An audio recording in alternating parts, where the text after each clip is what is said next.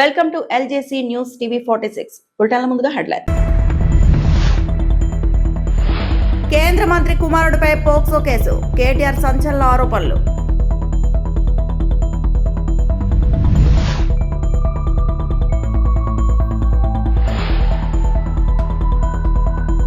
Tirupati special sub జైలుపై హోంమంత్రి అనిత ఆకస్మిక తనిఖీ.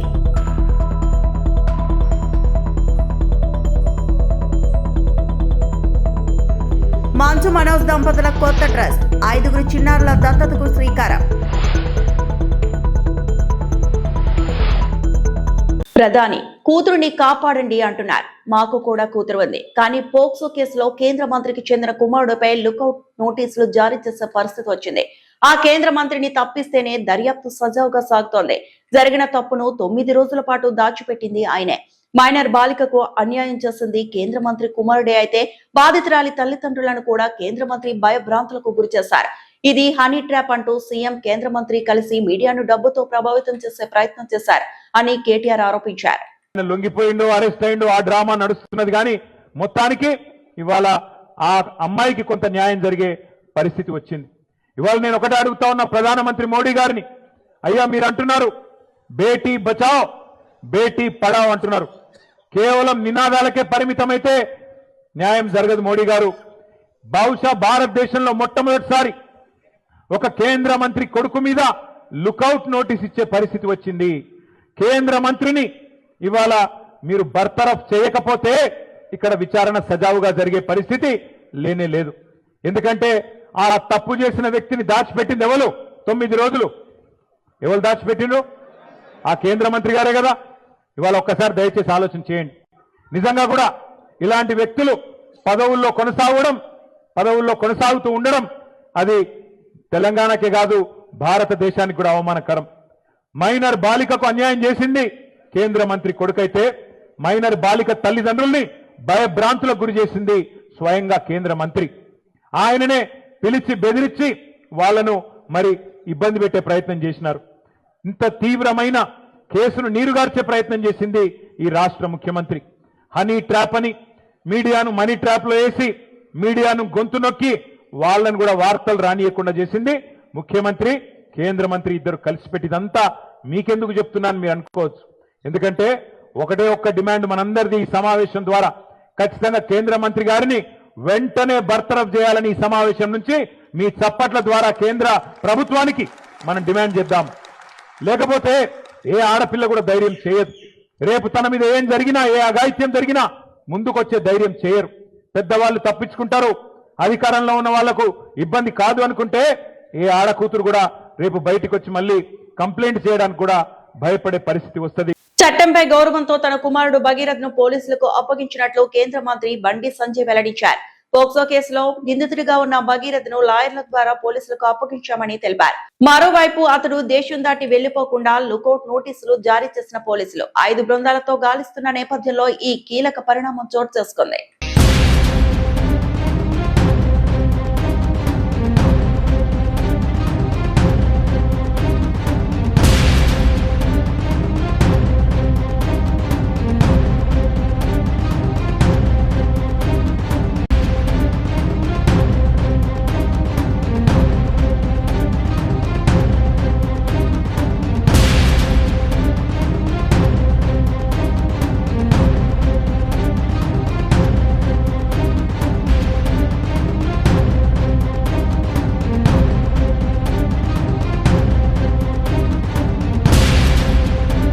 తిరుమలకు వచ్చే భక్తుల భద్రత ధ్యేయంగా పోలీస్ శాఖ చర్యలు చేపడుతుందని ఏపీ హోంమంత్రి వంగలపూడి అనిత తెలిపారు. తిరుమల శ్రీవారిని ఆమె సోమవారం దర్శించుకున్నారు. వీఐపీ ప్రారంభ విరామ దర్శన సమయంలో కుటుంబ సమేతంగా స్వామివారి సేవలో పాల్గొన్నారు. టీటీడీ అధికారులు వారికి స్వాగతం పలికి దర్శన ఏర్పాట్లు చేశారు. దర్శనం అనంతరం ఆలయ వెలుపల మీడియాతో మంత్రి మాట్లాడారు.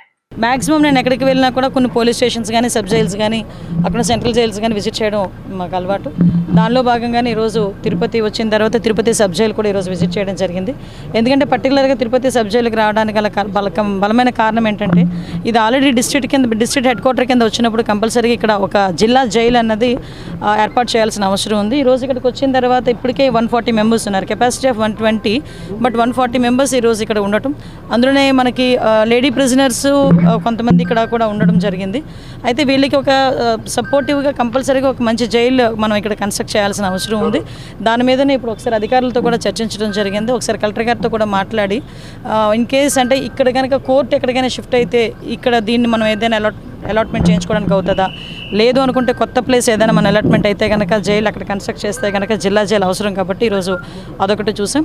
ఈరోజు ఖైదీల భద్రత ఒకటి మా బాధ్యత కింద తీసుకుంటున్నాం. దానిలో భాగంగానే సుమారుగా ఈ చిన్న 70 సెంట్స్ అన్నారు నాతో పాటు, ఈ విస్తీర్ణం అంతా కూడా 70 సెంట్స్, అందులోనే దగ్గర 26 నుంచి 30 సీసీటీవీ కెమెరాస్ పెట్టుకొని కంటిన్యూ మానిటర్ చేసుకొని ఎక్కడా కూడా వాళ్ళకి ఎటువంటి ఇబ్బంది కలగకుండా చూసుకోవాలి. అట్ ద సేమ్ టైం వాళ్ళు కూడా ఒక పరివర్తన రావాలి. నేను ఇందాకే లోపలికి వెళ్ళినప్పుడు చెప్పాను ఒక మాట, హాస్పిటల్కి జైలుకి వచ్చిన తర్వాత మళ్ళీ రావాలని కోరుకోకూడదు, గుడికి వెళ్తేనే మళ్ళీ వచ్చి దర్శనం చేసుకోవాలని కోరుకోవాలి. అంతే తప్పించి హాస్పిటల్కి వెళ్ళినా అదేవిధంగా జైలుకి వచ్చినా కూడా ఎట్టి పరిస్థితులు మళ్ళీ రావాలని కోరుకోకూడదు. ఆ పరివర్తన అన్నది ఇక్కడ నుంచే స్టార్ట్ అవ్వాలి. దానికి మీరందరూ కూడా దోహదపడాలని చెప్పడం జరిగింది.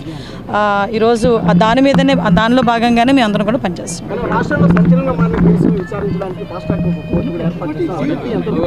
యాక్చువల్గా ఇప్పుడు ఏదైనా సంచలనమైన కేసులు ఉన్నాయనుకోండి, దానికి ఆల్రెడీ ఫాస్ట్ ట్రాక్ కోర్ట్స్ ఉన్నాయి, ఆ కోర్టులు నడుస్తున్నాయి, ఆ కోర్టులో ఎక్కడ ఇబ్బంది లేదు. ఇన్ కేసు అంతకు మించి ఏదైనా ఉన్నాయనుకున్నా కూడా కొత్త స్పెషల్ కోర్టులు ఏర్పాటు చేయడానికి గవర్నమెంట్ సిద్ధంగా ఉంది. జైలు మీద అవగాహన తెలిపించే విధంగా కూడా తెలంగాణలో ఒక సిస్టమ్ తీసుకొచ్చారు. ఆ విధంగా కూడా ఏపీలో కూడా ఏమన్నా తీసుకొచ్చారు అంటే 500 రూపాయలు కట్టి జైల్లో అక్కడ ఉన్నటువంటి వాటిని వివరించే దిశగా కూడా ఇటు తెలంగాణ. యాక్చువల్గా మీకు విషయం ఏంటంటే జైల్స్ అనేవి ఏంటంటే ఒక పరివర్తనకి రావడానికి ఒక మెయిన్ ప్లేసెస్ అండి. అందులోనే మీరు అబ్జర్వ్ చేసుకుంటే పోలీస్ డిపార్ట్మెంట్, జైలు సిబ్బంది రెండు కూడా వేరేగా ఉంటారు. జైలు సిబ్బంది ఎలా ఉంటారంటే వాళ్ళతో కొంచెం దగ్గరగా మాట్లాడుతూనే వాళ్ళు పరివర్తన రావడానికి నిత్యం ప్రయత్నం చేస్తూనే ఉంటారు. అంటే జైలు అనేది ఒక పరివర్తనకి ఒక కేంద్రాల కింద భావించాలి. అదర్ సేమ్ టైం బయటకు వచ్చిన తర్వాత కూడా మళ్ళీ తిరిగి వెళ్ళకూడదు అన్న కాన్సెప్ట్లో ఉండాలి. దాని మీదనే పెరోల్ ఒకవేళ ఇచ్చి బయటకు వచ్చిన తర్వాత కూడా వాళ్ళ మీద మానిటర్, కానీ బెయిల్ మీద బయటకు వచ్చే వాళ్ళ హ్యాబిచువల్ అవ్వకుండా వాళ్ళ మీద మానిటర్ కూడా ఈరోజు మేము చేపడుతున్నాం. జైలుకి అయితే మాత్రం ప్రక్షాళన జరుగుతుంది.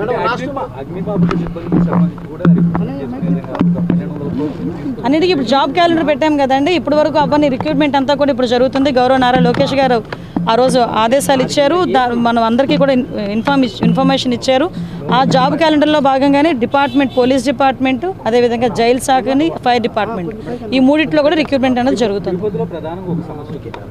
సినీ నటుడు మంచు మనోజ్, ఆయన భార్య భూమా మౌనికారెడ్డి కలిసి యునైట్ ధైర్య సేనా సమితి పేరుతో కొత్త ట్రస్ట్ ను ప్రారంభించారు. ఈ సందర్భంగా తొలి అడుగుగా 5 చిన్నారులలో దత్తత తీసుకుని వారి విద్యాభ్యాస బాధ్యతలను చేపడతామని మంచు మనోజ్ ప్రకటించారు. అందరికీ నమస్కారం. ఈరోజు నాకు ఇక్కడ రావడం చాలా ఆనందంగా ఉంది. మీకు తెలుసు, ఎప్పటి నుంచో మేము సేవా కార్యక్రమాలంటే ముందుంటాం, 10 మందికి ఎప్పుడు ఏ అవసరం ఉన్నా ముందుంటాం. నేను కానీ, నా సతీమణి మౌనిక కానీ, మాకు చిన్నప్పటి నుంచి మా పెద్దల దగ్గర నుంచి నేర్చుకుంది 10 మందికి నిలబడటం, అది ఒకటి బలంగా నేర్చుకున్నాం.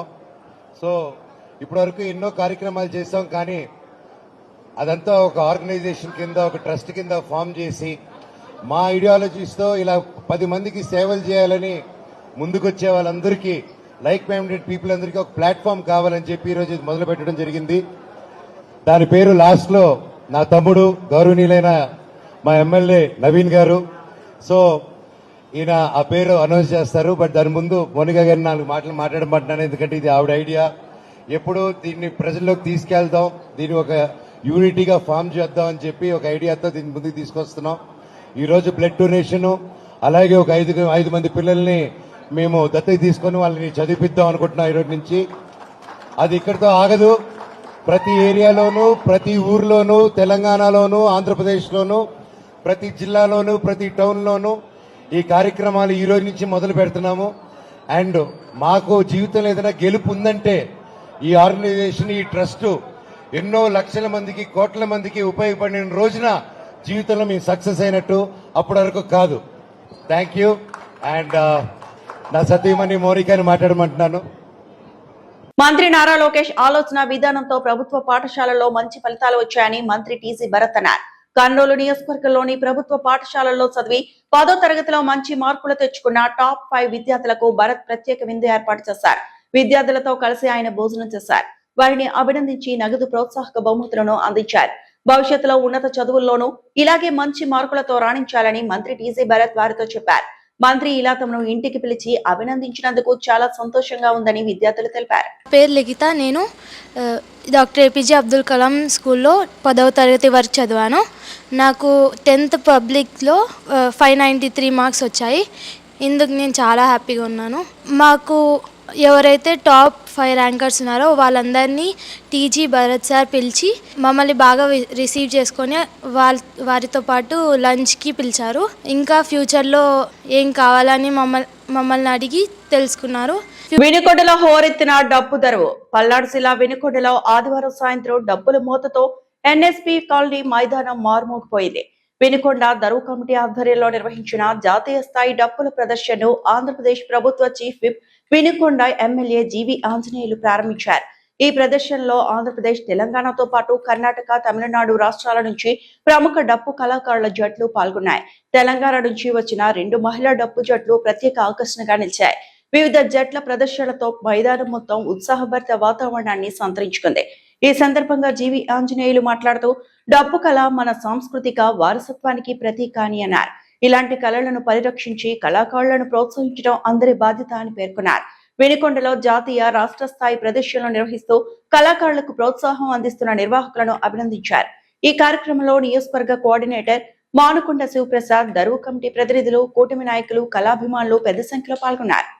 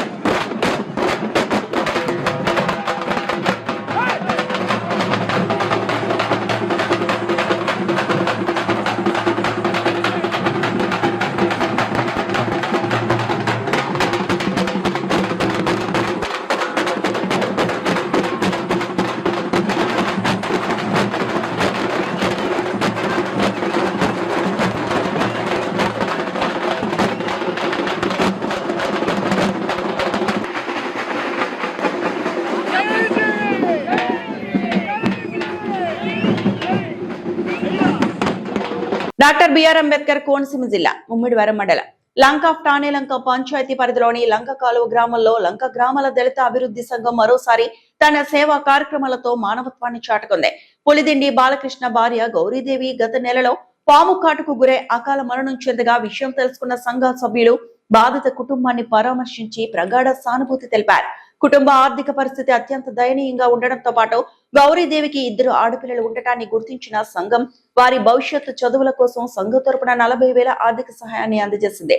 ఈ సహాయాన్ని గ్రామ పెద్దలు, సంఘ నాయకుల సమక్షంలో బాధిత కుటుంబానికి అందించారు. దళిత అభివృద్ధి సంఘం అధ్యక్షుడు గుర్రాల రాంబాబు మాట్లాడుతూ లంక గ్రామాల్లోని దళిత కుటుంబాలకు ఎటువంటి ఆపద వచ్చినా సంఘం అండగా నిలుస్తుందని తెలిపారు. సమాజంలో ఆర్థికంగా వెనుకబడిన కుటుంబాలకు చేయూతనివ్వడం సంఘ ప్రధాన లక్ష్యమని పేర్కొన్నారు. మరి ఈరోజు ముమ్మడివరం మండలం లంక పంచాయతీ లంకలో గ్రామంలో గత 45 రోజుల క్రితం ఒక పాము కాటు వల్ల అకారణ మరణం చెందినటువంటి మా యొక్క కుటుంబ సోదరులు లాంటి వాడు పులిదండి బాలకృష్ణ గారి సతీమణి అకాల మరణం చెందిన కారణంగా ఆ కుటుంబానికి మేమందరం ప్రగాఢ సానుభూతి తెలియజేసుకుంటున్నాం. మరి లంక గ్రామాల్లో ఐనవేలు మండలం, ముమ్మడివరం మండలం 4 పంచాయతీలు లంక గ్రామాలు అందరం కలిపి ఒక కుటుంబ సభ్యులుగా ఏర్పడి ఒక సంఘానికి ఏర్పాటు చేసుకుని ఆ సంఘానికి సంబంధించిన మా కుటుంబ సభ్యులందరం కలిపి డొనేషన్ చేసి సోదరులందరూ కూడా కొంత అమౌంట్ ఈ పిల్లల చదువు నిమిత్తం ఇవ్వటం జరుగుతుంది. మరి ప్రతి ఒక్క సభ్యుడు కూడా డొనేషన్ చేసి ఇచ్చిన ఈ సొమ్మును ఈ పిల్లలు 2 ఆడపిల్లలు వాళ్ళ ఆడపిల్లలు కూడా చదువుకోవడానికి ఎంతో కొంత ఉపయోగపడుతుందన్న ఆలోచనతో మేము ఈ సహాయ కార్యక్రమాలు చేపడుతున్నాం. గత ముందుగా కూడా ఐనవేలు మండలం కొండకుదురు పంచాయతీ పరిధిలో పెట్టా నరేష్ అన్న అబ్బాయి ఫీల్డ్ అసిస్టెంట్గా పనిచేసిన ఆ అబ్బాయి కూడా 1,00,000 రూపాయలు ఇవ్వడం జరిగింది. మగాల ముడి చెందిన ఇవ్వడం జరిగింది. అదే కార్యక్రమంలో మీ అభివృద్ధి కార్యక్రమాలు చేసుకుంటూ మేము ముందుకు వెళ్తున్నాం. ఈ లంక గ్రామాల దళిత అభివృద్ధి సంఘం అనే పేరుతో మేము ప్రతి అభివృద్ధి కార్యక్రమాలు చేసుకుంటూ వెళ్తున్నాం. మా యొక్క ఈ కుటుంబంలో ప్రతి ఒక్క సోదరుడు మాకు హెల్ప్ చేసుకుంటూ నాకు సహకరించుకుంటూ వస్తున్నటువంటి మా కుటుంబ సభ్యులు అంటే లంక గ్రామాల దళిత అభివృద్ధి సంఘంలో ఎవరైతే సభ్యులు ఉన్నారో వాళ్ళందరూ కూడా మాకు సహాయం చేస్తున్నారు. మేము ఎవరికి వచ్చినా సరే, ఎవరికి ఆపద వచ్చినా సరే ఈ యొక్క ఏదైతే సంఘం ఉందో ఆ సంఘం ప్రతి ఒక్కరింటికి వెళ్ళి మేము పరామర్శించుకుంటూ మాకు తోచినంత, మాకు చేతనంత మేము సహాయం చేయాలని చెప్పేసి చేస్తూ మేము ముందుకెళ్తాం. ఈ యొక్క సంఘాన్ని ముందు ఇంకా అభివృద్ధి చేస్తాం. ప్రతి ఒక్కరు కూడా మాకు సహాయం చేసి మాకు ప్రతి ఒక్కరు మాట రూపంలో కానీ సహాయ రూపంలో కానీ మాకు మీరందరూ సహాయం చేస్తారని చెప్పేసి మీడియా మిత్రులు కోరుకుంటున్నాం. మరి డాక్టర్ బాబాసాహెబ్ అంబేద్కర్ యొక్క అడుగు జాడల్లో నడుచుకుంటూ పేబ్యాక్ ది సొసైటీ అనేసి 2 మాస్టర్లు కూడా మా గ్రూప్లో గౌరవ అధ్యక్షులుగా ఉన్నారు. కట్టా సత్యనారాయణ మాస్టరు, సాకా మునేశ్వర మాస్టరు, 2 మాకు ఈ సంఘానికి గౌరవ అధ్యక్షులు. వారు మాకు వెన్నంటూ ఉండి మంచి సూచనల సలహాలతో ఈ యొక్క సంఘాన్ని ముందుకు తీసుకెళ్తూ ఈ యొక్క దళిత సంఘం ఏదైతే ఉందో ఆ సంఘాలని అభివృద్ధి చేసుకుంటూ ప్రతి కార్యక్రమానికి వాళ్ళు చేదోడు తాడోడుకుంటున్నారు.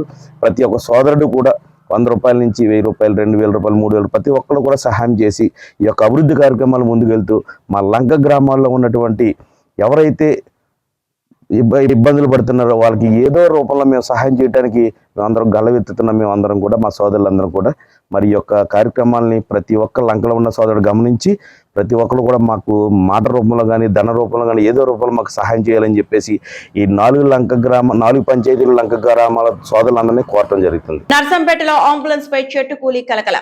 వరంగల్ జిల్లా నర్సంపేట ప్రధాన రహదారిపై లక్నేపల్లి శివారులో అంబులెన్స్ పై చెట్టు కూలిన ఘటన కలకలం రేపింది. ఈ ప్రమాదంలో ఉన్నవారు త్రుటిలో ప్రాణాపాయం నుంచి బయటపడటంతో పెద్ద ప్రమాదం తప్పింది.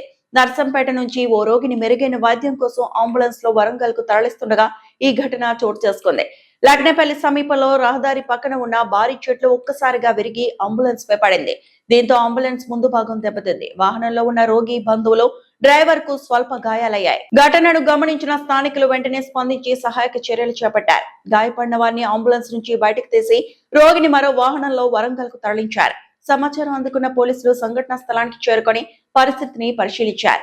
ప్రమాదం కారణంగా కొంతసేపు ఆ మార్గంలో ట్రాఫిక్ అంతరం ఏర్పడింది. అనంతరం చెట్టుకు తొలగించడంతో రాకపోకలు పునరుద్ధరించబడ్డాయి. ఈ ప్రమాదంలో ఎలాంటి ప్రాణ నష్టం జరగకపోవడంతో స్థానికులు ఊపిరి పీల్చుకున్నారు.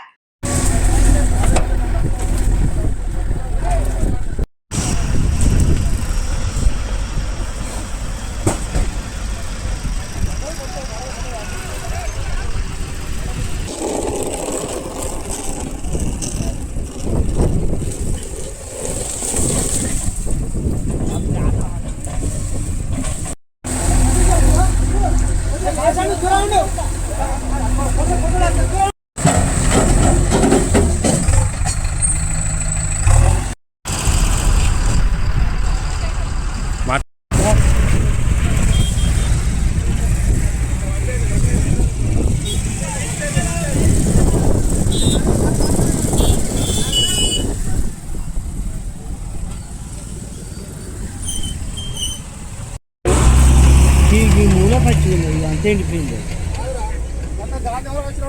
పర్లేదు వచ్చి గాలి లేదు ఏం లేదు, మొత్తం తొప్ప ఎక్కింది. బాలుడు బగబగతో ఓ రైతు హఠాత్తుగా గుండెపోటు రావడంతో అలంకానిపేటలోని ధాన్యం కొనుగోలు కేంద్రం వద్ద కుప్ప కూలిపోయాడు.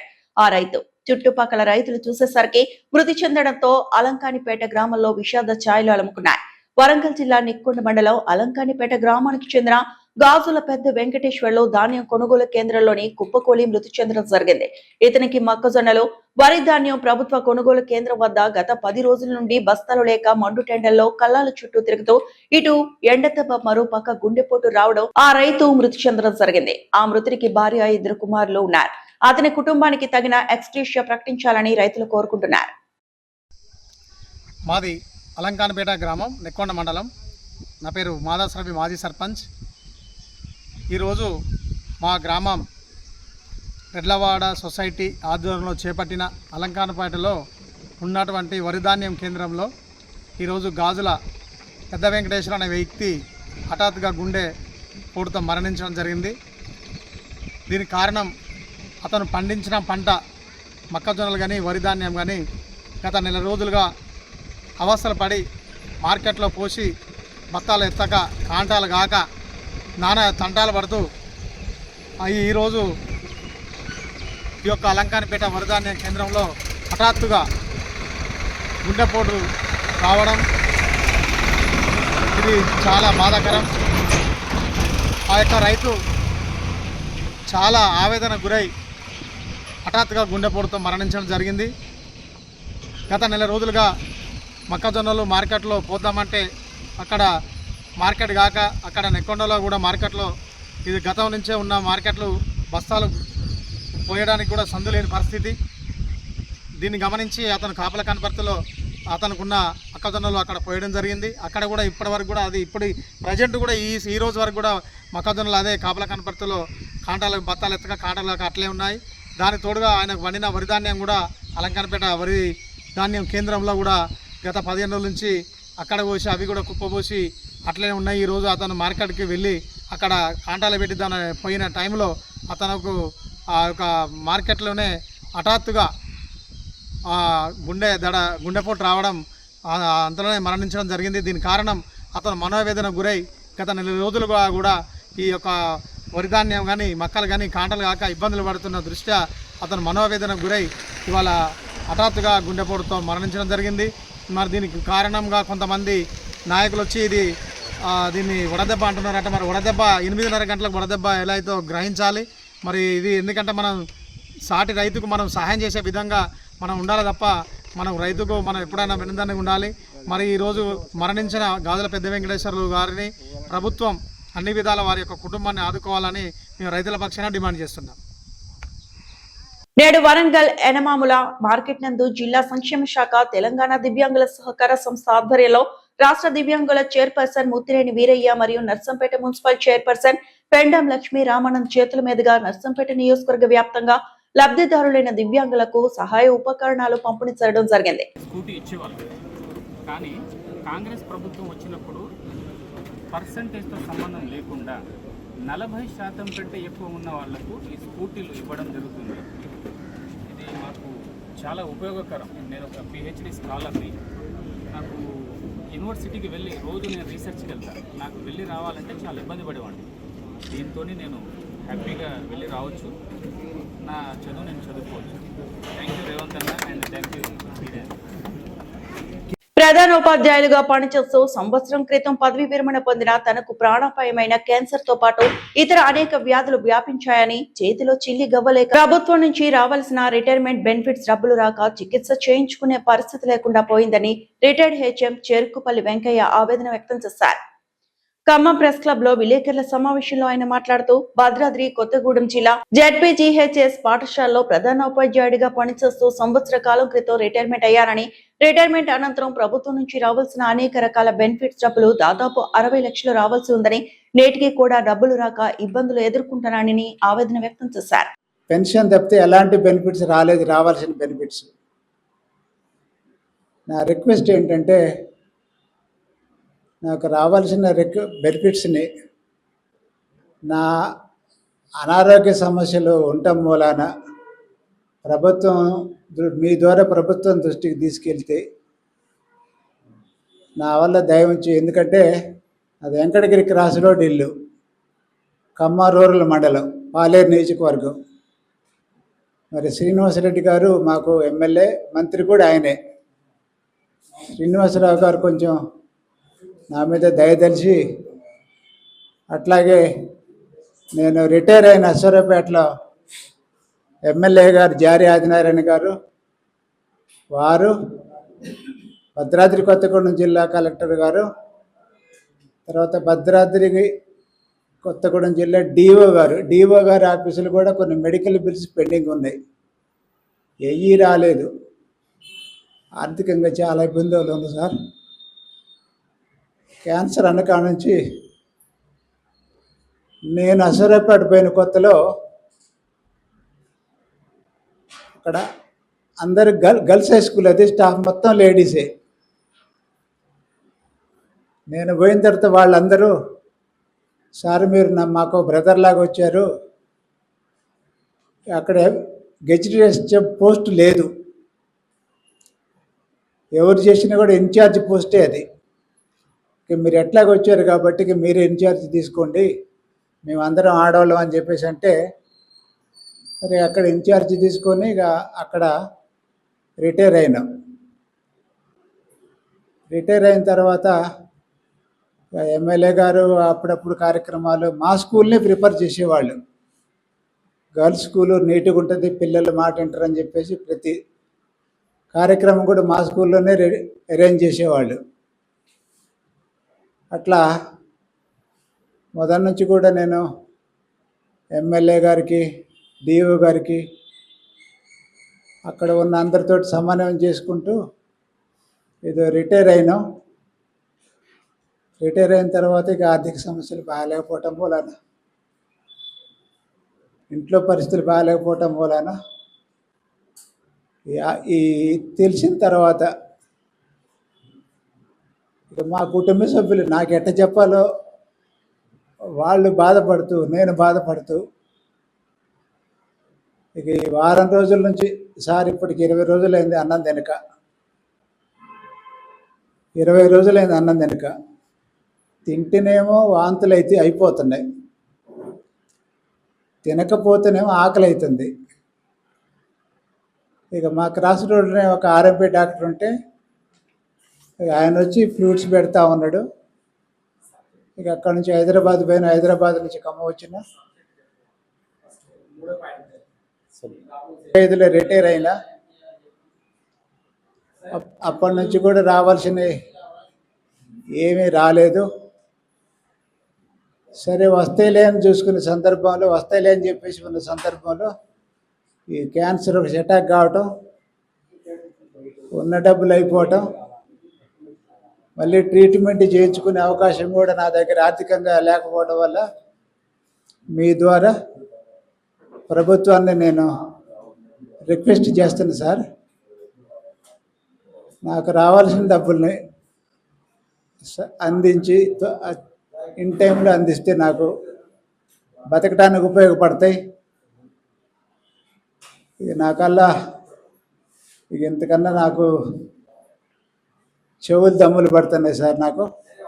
నేడు వరంగల్ ఎనమాముల మార్కెట్ నందు జిల్లా సంక్షేమ శాఖ, తెలంగాణ దివ్యాంగుల సహకార సంస్థ ఆధ్వర్యంలో రాష్ట్ర దివ్యాంగుల చైర్పర్సన్ ముత్తిరేని వీరయ్య మరియు నర్సంపేట మున్సిపల్ చైర్పర్సన్ పెండం లక్ష్మీ రామానంద్ చేతుల మీదుగా నర్సంపేట నియోజకవర్గ వ్యాప్తంగా లబ్ధిదారులైన దివ్యాంగులకు సహాయ ఉపకరణాలు పంపిణీ చేయడం జరిగింది. స్కూటీ ఇచ్చేవాళ్ళు, కానీ కాంగ్రెస్ ప్రభుత్వం వచ్చినప్పుడు పర్సంటేజ్తో సంబంధం లేకుండా 40% కంటే ఎక్కువ ఉన్న వాళ్లకు ఈ స్కూటీలు ఇవ్వడం జరుగుతుంది.